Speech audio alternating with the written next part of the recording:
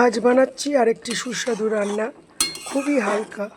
কি দেখো, আলু এরকমভাবে কেটে নিয়েছি, জিরে শুকনো লঙ্কা ফোড়ন দিয়ে তাতে আলুগুলো একটু ভাজা ভাজা করে নিয়েছি নুন হলুদ দিয়ে। তারপর তার মধ্যে জিরে ধনে গুঁড়ো মিশিয়ে দিয়েছি, সামান্য একটু চিনি দিয়ে দিয়েছি।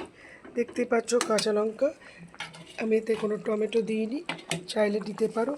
এরপর রান্নার টুইস্ট হচ্ছে এই যে কাঁচা পাঁপড় এইভাবে হাফ হাফ করে পিস করে নিয়ে আমি এর মধ্যে দিয়ে দেব, দিয়ে তারপর এবার ঝোলের সাথে মিশিয়ে নেব।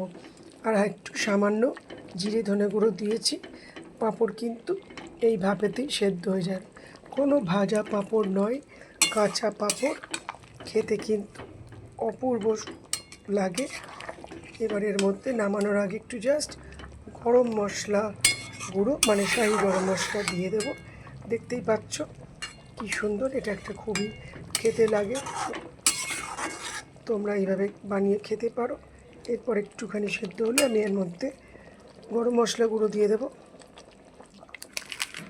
এর মধ্যে চিনি মিশিয়ে দিয়েছি, এবার আমি একটু দিচ্ছি শাহি গরম মশলার গুঁড়ো।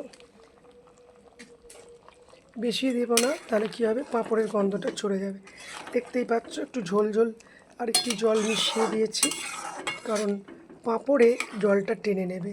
এবং এই প্রসঙ্গে বলে রাখি, এটা কিন্তু বাজার থেকে কেনা প্লেন পাঁপড়। বাড়িতে যে গোল গোল পাঁপড় হয় সেই পাঁপড় আমরা অনেক সময় বাড়িতে ভেজেও তো খাই, কোনো মশলা পাঁপড় নয়।